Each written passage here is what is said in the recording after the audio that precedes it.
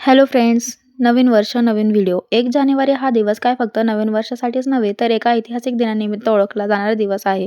तो दिवस म्हणजे भीमा कोरेगाव शौर्य दिन. आज 1 जानेवारी 2026 रोजी 208वा शौर्य दिन साजरा करण्यासाठी मी आणि माझा भाऊ सकाळी 7 वाजता घरातून निघालो होतो.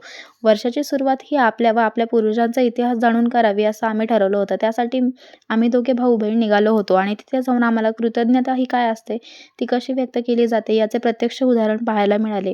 बौद्ध समाज, ज्याला दलित समाज असेही म्हटले जाते, तो समाज आमच्या कृतज्ञतेच्या बाबतीत एखाद्या देवदूतालाही मागे टाकेल हे आजच्या दिवशी पाहायला मिळाले. आणि खरोखरच उपकारांची जाण ठेवणारा समाज आजच्या दिवशी इतक्या मोठ्या संख्येने 500 महार वीरांना अभिवादन करण्यासाठी एकत्र आलेला पाहून खूप भारी वाटले. भीमा कोरेगावला जाण्यासाठी आम्ही मरकळ मार्गे निघालो होतो व मार्गात जाताना तुळापूर येथे छत्रपती संभाजी महाराजांची समाधी आम्हाला लागली होती व ती समाधी पाहण्यासाठी आम्ही तुळापूर येथे भेट दिली व तिथे जाऊन खरोखरच आम्हाला ती जागा खूप आवडली, कारण मन प्रसन्न करणारे असे संगमेश्वर महादेवाचे मंदिर तिथे होते आणि ते मंदिर पाहून खरंच खूप भारी वाटले. आणि तेथील समाधी पाहून आमचे डोळे तृप्त झाले, कारण आम्हाला आमच्या राजांच्या मुलाची समाधी तिथे बघायला मिळाली आणि तिथले निसर्गरम्य वातावरण पाहायला मिळाले. एवढंच नव्हे, तर तिथे खूप छान भीमा नदी होती. भीमा नदीच्या काठी असलेली ही आपल्या छत्रपती संभाजी महाराजांची समाधी आहे.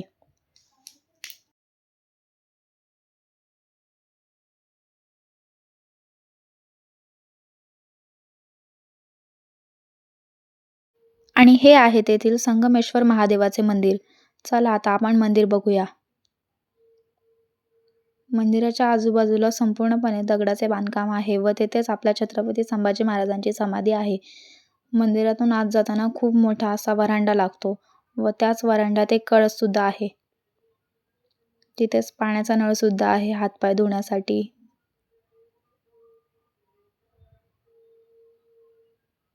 मंदिरातले वातावरण हे खूप प्रसन्न होते व हे मंदिर खूप प्राचीन आहे.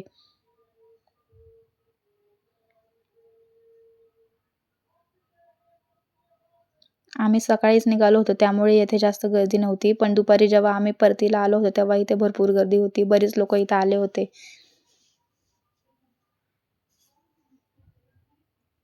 महादेवाचे मंदिर असल्याने दारातच नंदी आहेत. आता आम्ही मंदिरात प्रवेश केलेला आहे. मंदिराचे संपूर्ण बांधकाम हे फक्त आणि फक्त दगडाने झालेले आहे. बरेच भाविक नागरिक येथे दर्शन घेण्यासाठी आतमध्ये गेलेले आहेत. मंदिरात खूप सुंदर विठ्ठल रुक्मिणीची मूर्ती देखील आहे व त्याच शेजारी एक गणपतीची मूर्ती सुद्धा आहे.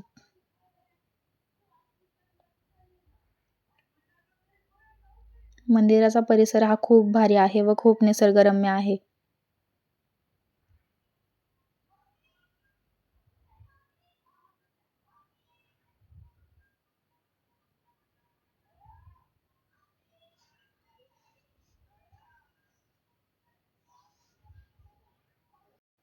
मंदिराच्या मागे जाण्यासाठी मागच्या बाजूने पायऱ्या आहेत, जिथून आपण नदीपात्रात जाऊ शकतो.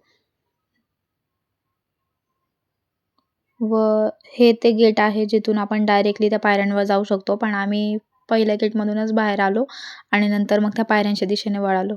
आणि त्या पायऱ्यांच्या दिशेने जेव्हा आम्ही जात होतो तेव्हा आम्ही तिथे पाहिलं की खूप साऱ्या आजी होत्या तिथे, ज्या की फ्रुट्स वगैरे विकत होत्या, गोळ्या वगैरे विकत होत्या खाण्याच्या.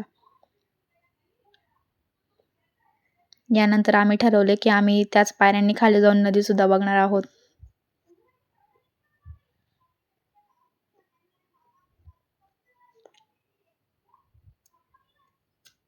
येथील वातावरण खूप मन प्रसन्न करणारं होतं व आम्हाला तिथे सकाळ सकाळी जाऊन खूप छान वाटले. बरेच लोक आमच्या आधीपासूनच तिथे आलेले होते व त्यांनी सुद्धा समाधीचे दर्शन घेतले होते व छत्रपती संभाजीराजांना अभिवादन केले होते.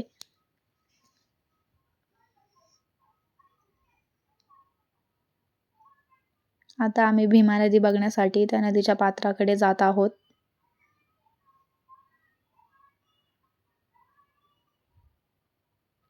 तिथले वातावरण खूप थंड होते, कारण आता थंडीचे दिवस चालू आहेत, त्यामुळे आम्हाला खूप थंडी पण वाजत होती, म्हणून आम्ही काही जास्त पुढे गेलो नाही.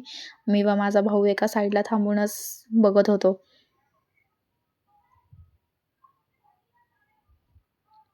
खूप सारी लोकं तिथे पुढं पण गेली होती. पण आम्हाला खूप थंडी पण वाजत होती आणि भीती पण वाटत होती म्हणून आम्ही काही पुढे गेलो नाही जास्त. आणि हां, एक गोष्टीची मला खरंच खूप खंत वाटते. म्हणजे आपल्या देशात नदीला देवी मानलं जातं, पण तरीसुद्धा नदी स्वच्छ नाही ठेवली जात. जे कारंजले गांजले त्यांसी म्हणे जो आपुले, तोची साधू ओळखावा देव तेथेची जाणावा. या संत तुकारामांच्या विचारांची शिदोरीवर आपल्या परमपूज्य डॉक्टर बाबासाहेब आंबेडकरांनी 9 कोटी कारंजलेल्या गांजलेल्या समाजाला आपल्यासारखेच माणूस समजून माणसासारखी वागणूक दिली व त्यांचे हक्क त्यांना समजावले. त्यांच्याच उपकाराची जाणीव ठेवून आज लाखो अनुयायी भीमा कोरेगाव येथे विजयस्तंभाला अभिवादन करण्यासाठी आले होते.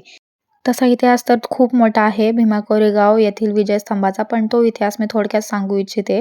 1 जानेवारी 1818 रोजी पाचशे महारांनी 28,000 पेशव्यांविरुद्ध विजय मिळवला होता आणि तो विजय केवळ सैनिकी विजय नसून पेशव्यांच्या जातीय भेदभावाविरुद्ध, महार समाजाच्या स्वाभिमानाचा आणि अन्यायाविरुद्धच्या संघर्षाचा विजय मानला जातो. म्हणूनच आजही 1 जानेवारी रोजी येथे मोठी गर्दी होते आणि या दिवसाला शौर्य दिन म्हणून साजरा केला जातो.